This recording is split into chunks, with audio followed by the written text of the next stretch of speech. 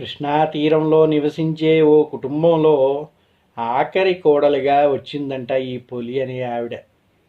ఆ కుటుంబంలో అత్త, మామ, 5గురు కొడుకులు, వారి కోడళ్ళు ఉండేవారంట.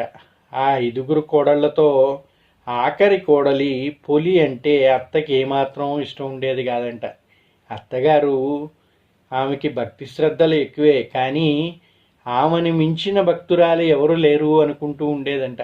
అటువంటి వారు ఎవరన్నా ఉన్నా ఆమెకి వాళ్ళంటే ఈర్ష్యగా ఉండేదంట.